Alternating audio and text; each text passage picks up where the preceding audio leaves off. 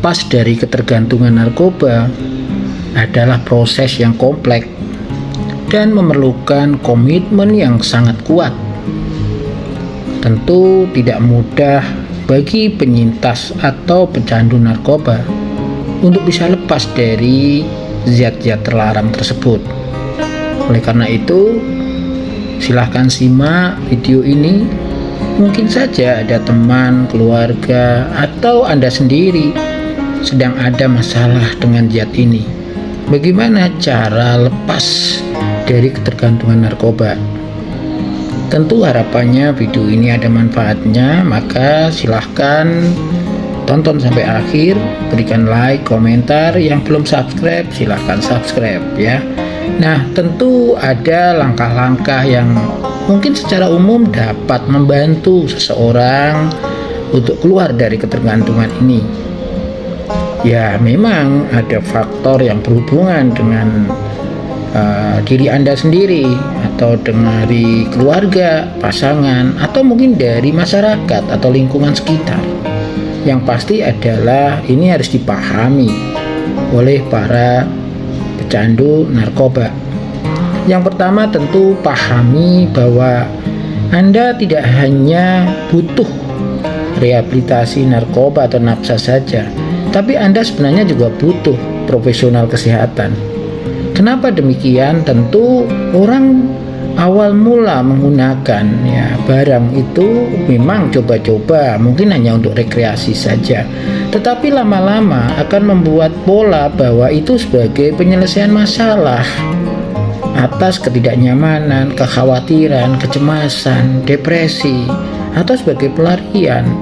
Tentu untuk mengatasi hal ini wajib menghubungi profesional kesehatan, khususnya adalah dokter jiwa atau psikiater, supaya dapat obat, supaya hal-hal yang muncul akibat dari masalah yang sedang dialami ini mendapatkan pengobatan yang baik. Nah, tentu tidak hanya cukup minum obat saja, tapi juga butuh psikoterapi. Bagaimana belajar menghindari barang itu lagi, dan bagaimana membangun pola penyelesaian masalah yang baik. Nah, tentu perlu pertama-tama harus disadari bahwa lepas dari ketergantungan narkoba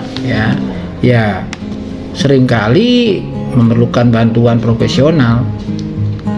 Penting untuk mengkonsultasikan diri Anda dengan dokter ataupun konselor untuk mendapatkan panduan yang tepat, misalnya saja ke perawat spesialis keperawatan jiwa atau ke psikolog. Kemudian temui dokter atau konselor itu setelah mengenali bahwa butuh profesionalis tenaga kesehatan atau butuh konselor, maka temui mereka. Ya, memang sulit mengambil keputusan ini karena terkadang tidak menyadari bahwa apa yang dialami saat ini dengan menggunakan zat-zat terlarang itu adalah salah dan berdampak pada kehidupannya, sehingga ini mempengaruhi tentu kemampuan mengambil keputusan. Nah, tentu menemui dokter atau konselor ini juga harus diperhatikan, karena mungkin saja tidak semua mampu untuk menangani masalah kecanduan atau adiksi. Tentu mendiskusikan riwayat kesehatan Anda, pola penggunaan narkoba, dan kondisi kesehatan mental Anda itu sangat penting sekali. Bisa jadi kondisi kesehatan mental atau jiwa sebelum menggunakan, atau dampak dari penggunaan zat narkoba itu apa dalam kejiwaan atau kesehatan mental. Karena bisa jadi justru masalah kesehatan mentalnya itu akibat penggunaan zat atau narkoba. Bisa jadi memang sebelumnya sudah ada dan ingin membuat dirinya nyaman. Kemudian tentu rencanakan pemulihan. Nah, tentu ketika sudah menemui dokter atau konselor atau perawat spesialis keperawatan jiwa, maka tentu akan bersama-sama membuat rencana pemulihan yang mungkin disebut relapse prevention, pencegahan kekambuhan. Nah, tentu bagaimana itu terjadi? Tentu dibuat tujuan dulu. Makanya temuin dokter ataupun konselor. Kalau tidak mungkin tidak akan bisa membuat tujuan pemulihan, karena memang harus ada tujuan, ada target yang jelas. Jadi kalau sendirian setelah mungkin masuk fase rehabilitasi ya, 6 bulan atau 3 bulan tanpa membuat tujuan yang jelas, tanpa pendampingan dari profesional kesehatan, maka tentu angka kegagalannya juga akan tinggi ya. Kemudian penting sekali juga bergabung dengan program pemulihan. Tentu dalam hal ini tidak hanya kenal dengan sesama penyintas, tapi juga harus bergabung dengan profesional kesehatan, sehingga ada rambu-rambu ketika memang ada ketidaknyamanan yang bisa saja memicu ketergantungan itu muncul kembali, bisa saja bisa dikendalikan kalau bergabung dengan sesama atau peer-nya yang baik ya. Nah, tentu penting sekali juga belajar ya. Ini pentingnya menemui perawat spesialis keperawatan jiwa atau psikolog atau dokter jiwa. Sebenarnya lebih pada apa sih yang sebenarnya memicu ketergantungan itu. Tidak mungkin tidak ada tiba-tiba pakai lagi, itu nggak mungkin, atau mencari barang lagi, nggak mungkin. Pasti ada sesuatu, entah itu konflik terkait dirinya sendiri, atau konflik dengan orang lain, atau konflik dengan lingkungan yang membuat akhirnya ketidaknyamanan itu muncul ya. Nah, ketidaknyamanan itu yang seringkali pada akhirnya jatuh dalam kondisi anxiety atau kecemasan, bisa saja menjadi depresi, sehingga akhirnya karena merasa sendirian, nggak ada lagi yang mensupport atau mendukung, dan berpikir itu adalah satu-satunya yang bisa digunakan, ya akhirnya menggunakan kembali ya. Kemudian penting sekali juga bagaimana mencari dukungan dari keluarga dan teman. Terkadang hubungan antara keluarga itu tidak harmonis, bukan bertengkar, tapi kualitasnya itu kurang. Bagaimana ketika di antara anggota keluarga itu harus dikenali siapa yang mampu mendengarkan berkeluh kesah, siapa yang mampu memberikan solusi. Nah, tentu harus diatur kapan ketemu, tidak harus langsung, bisa saja lewat voice note atau WhatsApp atau apa yang bisa untuk berkomunikasi. Yang penting tidak ngerasa sendirian.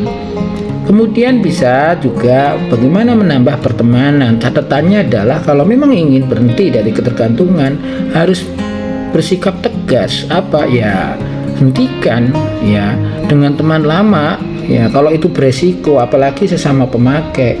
Mungkin saja Anda pakai ingin berhenti, tapi teman Anda belum tentu mempunyai visi dan tujuan yang sama, sehingga resikonya akan gede. Ketika kelihatan Anda itu lemah ya, atau lagi cemas, galau, bisa saja menyarankan kembali atau bahkan memfasilitasi untuk mendapatkan barang itu. Sehingga carilah teman yang baik. Kalau menurut saya sih, cari teman baru yang sebanyak-banyaknya yang tidak sama sekali tidak ada kontak dengan barang-barang itu ya, atau mempunyai cara penyelesaian masalah yang baik ya.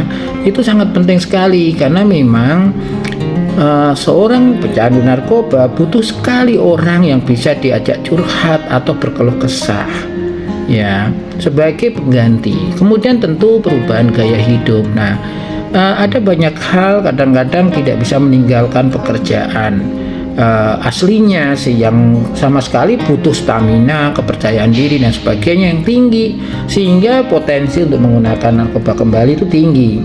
Kalau memang ingin berhenti ya rubah gaya hidupnya, mungkin banting setir. Kalau dulu artis ya jadi dagang atau bertani sekalian, atau kemana yang tidak bisa kontak dengan teman atau lingkungan yang memungkinkan orang menggunakan barang-barang itu.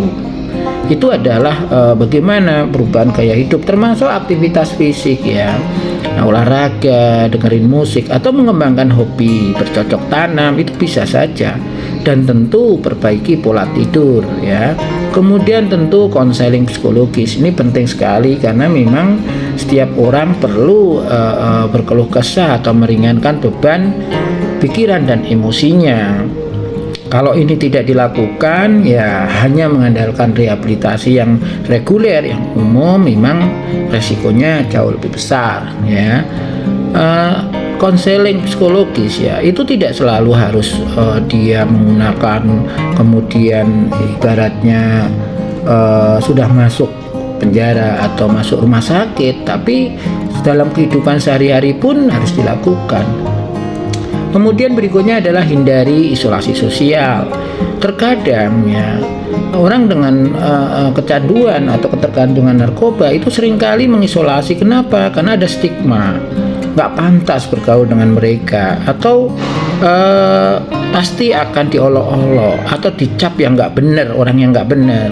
Nah, itu sebenarnya harus dihindari. Nah, makanya mencari teman di lingkungan yang baru itu penting, yang tidak tahu masa lalu kita, sehingga akan tetap nyaman di dalam kesehariannya. Nah, kemudian yang penting lagi adalah pantau kesehatan fisik dan mental atau jiwanya. Terkadang akibat penggunaan yang lalu-lalu seringkali menimbulkan efek fisik, misalnya gampang flu, diare, badannya sakit semua ya, tulang-tulangnya sakit, nyeri, ataupun ada keluhan-keluhan lain secara fisik ya, gampang batuk dan sebagainya. Nah, tentu ini harus diantisipasi, bisa jadi itu akibat dari putus zat. Nah, kemudian secara mental juga sama. Karena awalnya menggunakan dan tiba-tiba berusaha tidak, bisa jadi akan ada hal yang aneh, hal yang tidak fit, yang tidak enjoy, relax, sehingga tentu harus dicari solusi bagaimana menjadikan kita atau Anda itu menjadi relax ya, harus dikenali ya, tidurnya terutama. Nah, tentu berhubungan atau menemui profesional kesehatan, misalnya perawat spesialis keperawatan jiwa atau psikiater atau psikolog, ini menjadi sangat penting sekali. Dan ingatlah bahwa tentu proses pemulihan ini berbeda untuk setiap individu. Yang penting adalah bagaimana memiliki kesabaran dan tekad yang kuat. Nah, tekad ini bisa saja berawal dari anak, orang tua ya, istri ya, atau sayang dengan pekerjaan ya, sayang dengan tubuhnya, itu bisa membangun tekad. Kalau memang sudah mencoba, harusnya ya pandang lingkungannya. Kalau masih sayang sama istri, sayang sama orang tua, sayang dengan anak, mestinya bisa ya bertekad. Tapi kalau masih terjerumus juga, berarti sebenarnya tidak benar-benar ya bertekad ya. Bantulah keluarga Anda atau Anda sendiri untuk membangun tekad itu ya. Dan tentu dengan dukungan keluarga ya, teman-teman, akan sangat mempermudah perjalanan untuk menuju terlepas dari ketergantungan narkoba. Jangan ragu untuk mencari bantuan, dan tentu ini akan manfaat jika dilakukan secara sungguh-sungguh. Itu saja yang bisa saya sampaikan, semoga manfaat. Sampai ketemu di video berikutnya.